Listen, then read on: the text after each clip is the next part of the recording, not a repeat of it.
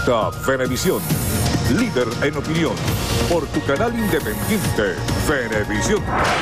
Muchísimas gracias por acompañarnos en Entrevista Venevisión. Ya estamos listos para iniciar nuestra conversación con el invitado del día de hoy, Jesús Farías, constituyentista electo. Gracias por estar con nosotros. Gracias, Andrina, por la invitación. Interesantes temas que revisar, sobre todo lo que ha sido noticia en las últimas horas, el procedimiento en el cual Leopoldo López y Antonio Ledesma vuelven a prisión. Le fue revocada la medida sustitutiva de casa por cárcel.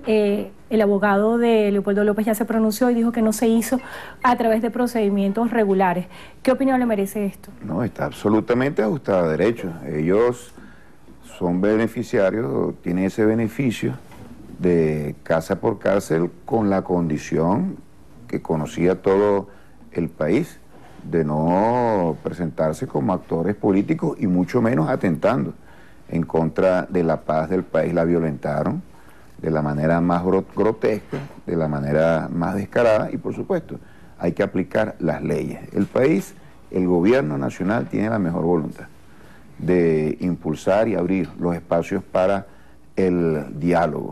Hay personas que también están ayudando, como el presidente Zapatero. Se llega a algunas condiciones para ir al diálogo, pero no tienen palabras, no hay condiciones para creer en que lo que ellos dicen es correcto. Precisamente Mixi de Ledesma aseguraba que de alguna forma rechazaba la gestión de Zapatero porque la consideraba inoficiosa. ¿Se puede pensar hoy en una posición de diálogo? ¿Se puede pensar en una posición de llamado a paz con el escenario que se vive en Venezuela? Hoy más que nunca está vivo y es viable la propuesta del diálogo. Venimos de una elección de extraordinaria resonancia e impacto nacional e internacional.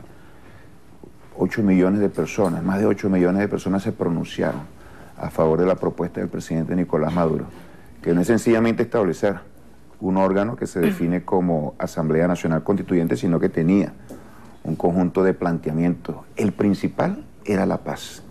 Y para llegar a un escenario de paz tenemos que entrar a un mecanismo de diálogo que también ha sido una propuesta sistemática y permanente del gobierno y fundamentalmente del presidente Nicolás Maduro. Pues bien, ahora la propuesta de paz no solamente es del presidente, del gobierno y del chavismo, sino de una inmensa mayoría popular. 8 millones de personas respaldan la constituyente, lo cual significa también respaldar la paz, la convivencia pacífica, la democracia y el diálogo. ¿Qué le responde usted a quienes cuestionan esta cifra? Porque esta cifra representaría una recuperación histórica del chavismo a nivel de participación de electores.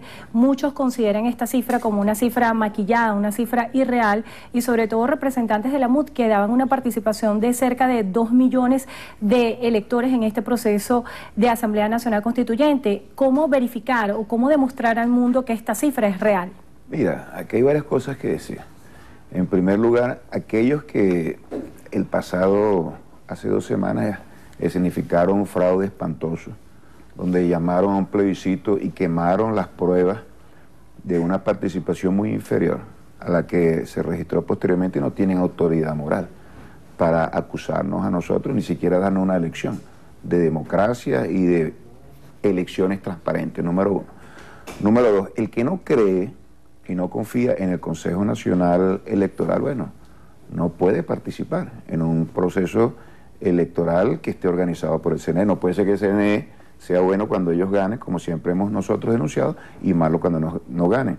En tercer lugar, ellos siempre han cuestionado, cuando pierden las cifras del Consejo Nacional Electoral, siempre han denunciado el fraude y siempre han tenido, supuestamente, pruebas para corroborar sus denuncias y jamás han presentado el menor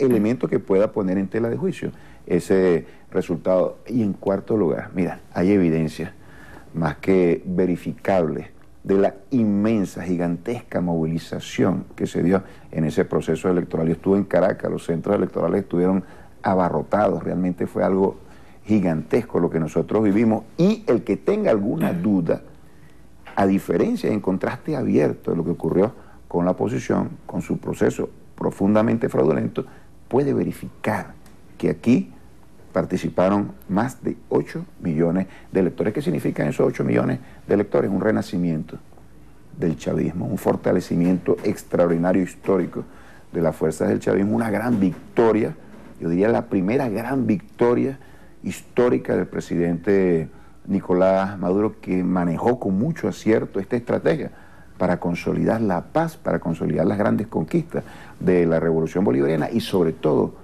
para consolidar nuestra soberanía nacional. Un último comentario.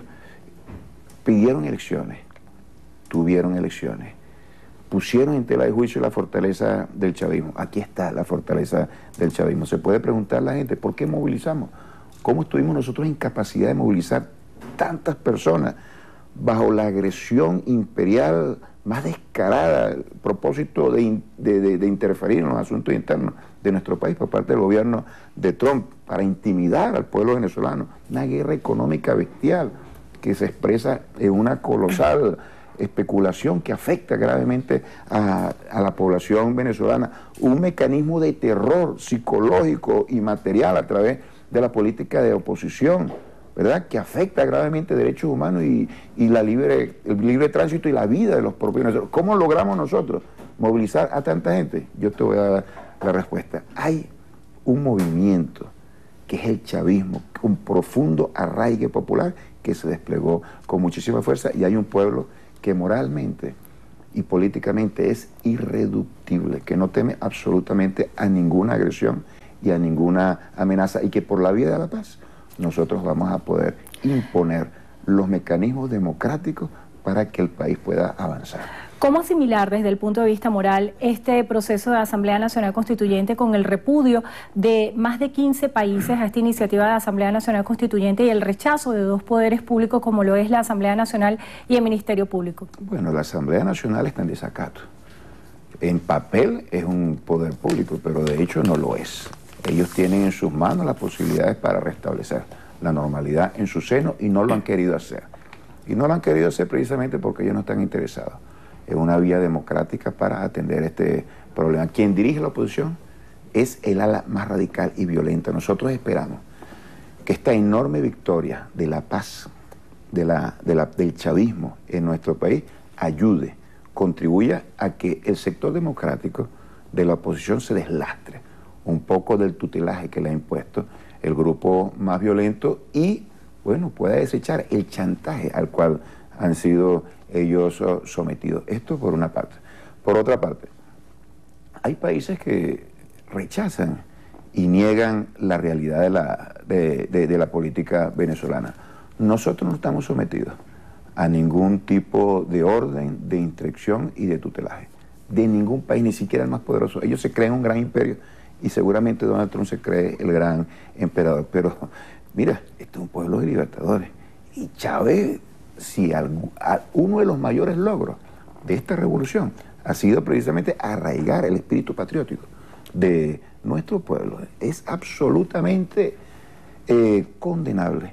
Y nosotros lo hacemos de la manera más categórica. No nos vamos a subordinar a ningún país y al presidente colombiano, porque son los gobiernos, son títeres de una política imperial. Al de México, al de Argentina, ninguno de ellos tiene absolutamente ninguna autoridad moral para hablar de soberanía, ni de democracia, ni siquiera. Son presidentes aborrecibles por sus propios países y no vienen a nosotros a imponer una agenda. No, la agenda la definimos nosotros mismos, y con este apoyo popular de 8 millones, esa posición adquiere muchísima fortaleza. Acerca de esa agenda, ¿qué se espera acerca de la instalación de la Asamblea Nacional Constituyente? Había mucha información circulando de que se iba a tomar por asalto la Asamblea Nacional. Quiero que me hable acerca de las expectativas y la incertidumbre que hay entre los venezolanos en esta instalación de la Asamblea Nacional Constituyente, y si ya tienen definido quién va a ser el presidente de la Asamblea Nacional Constituyente y qué representa el presidente de la Asamblea Nacional Constituyente a partir de este momento. No hay incertidumbre. La mayoría del pueblo salió a votar y sabía por qué estaba votando. Nosotros hicimos una campaña con una clara plataforma democrática. ¿Qué queremos hacer nosotros con la Asamblea Nacional Constituyente? En primer lugar, avanzar en la solución de los dos grandes problemas del país. La paz. Eliminar todos estos brotes de terrorismo, células violentas que actúan con el empuje y con el impulso de partidos políticos que tienen absoluta legalidad. Eso no puede continuar. Un partido político que está al margen de la ley no puede gozar de todos los derechos y facultades que le otorga la democracia en una participación en el marco de la democracia, valga la repetición. Y bueno, actores que aplican métodos de terror, que asesinan a personas, que incendian a la gente en la calle, que practican bloqueos, eso tampoco puede seguir continuando. Entonces la Asamblea Nacional Constituyente, con la fuerza y autoridad que tiene por la ley y que ahora quiere con 8 millones de personas que la respaldaron, va a actuar en esa dirección. Y en el ámbito de la economía, tenemos que actuar en el ámbito de la economía para empujar hacia la recuperación del aparato productivo. En la economía, las respuestas no serán mágicas, no serán inmediatas, pero sin lugar a dudas, la estabilidad política va a contribuir a que la economía recupere el ritmo de crecimiento que ya se venía registrando en el primer trimestre. De eso quiero que hablemos más adelante, pero en concreto la pregunta. ¿Tienen algún nombre para que presida la Asamblea Nacional Constituyente hoy? ¿Está definido en el seno del Partido Socialista Unido de Venezuela? ¿Quién sería el responsable? No está definido, hay muchas figuras. ¿Quiénes pudieran ser? De gran renombre, y el seno de la Asamblea Nacional Constituyente se va a encargar de definir eso, pero más allá de la persona, lo importante es lo que puede hacer la Asamblea Nacional Constituyente. Y nosotros vemos aquí dos elementos fundamentales: que estemos en capacidad de cumplir el programa que nos hemos trazado con cada uno de los nuevos puntos, y adelante de los nuevos puntos, esos dos que son fundamentales. Adicionalmente al tema social, fortalecer las misiones para darle bienestar a la gente y la lucha resuelta en contra del burocratismo y en contra de las corruptelas, que son vicios que no hemos podido ¿La instalación de la superar. Asamblea Nacional Constituyente podría traer confrontación con la Asamblea Nacional? No hay absolutamente ninguna confrontación. Nosotros vamos a ocuparnos de los problemas reales del país. En este momento no podemos decir que exista una Asamblea Nacional. Está en desacato. Sus actos, cada uno de ellos, carecen de legalidad, carecen de impacto real. Ellos, por ejemplo, designaron un conjunto de magistrados al Tribunal Supremo de Justicia. ¿Qué impacto tuvo eso en el país? Bueno, colocaron a una persona al margen de la ley y después la abandonaron. ¿Quién va a creer en la Asamblea Nacional Constituyente? Ellos mismos se han desacreditado como poder constituido, y de hecho no existe. Faría, se nos está agotando el tiempo y hay dos preguntas fundamentales, y están relacionadas con la oferta electoral que planteaba la Asamblea Nacional Constituyente. La Asamblea Nacional Constituyente se expuso como un instrumento para la paz y para dar respuesta a la situación económica del país. ¿En cuánto tiempo se van a instrumentar esas respuestas?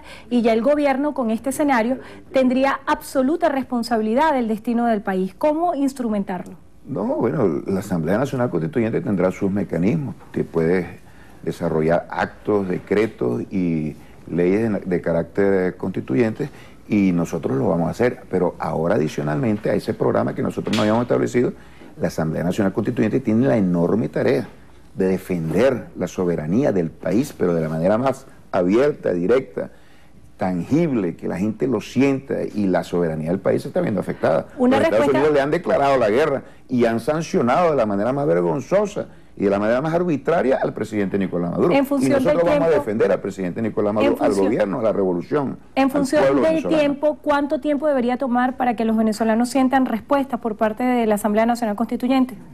En algunos casos será inmediata, en algunos casos será inmediata, como la atención al tema del vacío de poder. Tú me hablas de la Asamblea Nacional y de la Fiscalía. No hay Fiscalía Nacional, no hay Fiscalía, no hay Ministerio Público en este país, y ese es uno de los grandes problemas. Vamos a revisar las preguntas de la audiencia. Saraí Matute pregunta o plantea: ¿cuándo comenzarán a congelar los precios? En Aragua de Barcelona las personas juegan con la necesidad del pobre. Mira, aquí hemos observado nosotros cómo la derecha y grandes corporaciones mediáticas, y sobre todo el gobierno estadounidense, ha generado una arremetida mediática terrible para manipular y para hacer confundir a la gente. La respuesta que dio el pueblo fue una respuesta heroica casi. Toda esa situación. Y salió a votar, salió a manifestarse en repudio, en rechazo y en castigo a los que los habían castigado por 3 años seguidos. Luigi Montenegro plantea: si el gobierno dice que son mayoría, que el pueblo decide a quién nos dirige y el gobierno para salir de esta crisis. También hay otro planteamiento en torno a las elecciones regionales. ¿Debería la oposición participar o no en función del artículo 350 y 333? Mira, si esta oposición no existiera, la hubiéramos tenido que inventar. porque esta oposición comete los mayores errores que se puedan conocer. Está absolutamente dividida. Ahora, ante una opción de participar nuevamente en un proceso democrático como se le abrió en la Asamblea Nacional Constituyente, ellos están dudando en hacerlo, pero nosotros seguimos con nuestro cronograma. Ahí se habla de medirnos con la oposición. Si nosotros abrimos este espacio para medirnos con la oposición, e inventaron todo tipo de excusas para no hacerlo. ¿Tú sabes por qué lo inventaron? Porque no tienen un enfoque democrático para afrontar esta situación, número uno. Número dos, porque sus argumentos no resisten el menor peso de un debate. Ellos quieren imponer acá el modelo del capitalismo neoliberal salvaje, y eso no lo va a permitir la población. Esta contienda electoral hubiera sido perfecta para confrontar visiones. Yo quiero que me digan, algún opositor, una sola propuesta que tenga para resolver los problemas del país. Lo que quieren es tumbar a Maduro a través de un proceso que lleva a incendiar el país. Eso no lo vamos a permitir, y no lo vamos a permitir con el apoyo de una inmensa mayoría de la población que se ha pronunciado de una manera importantísima y para nosotros también se nos agotó el tiempo. 8 millones de personas a favor de la paz, a favor de la democracia, a favor de la soberanía y a favor de la revolución. Se nos agotó el tiempo. Jesús Faría, constituyentista electo, gracias por estar con nosotros en Entrevista a Venevisión, y gracias a ustedes también por habernos acompañado. Que tengan todos buenas tardes.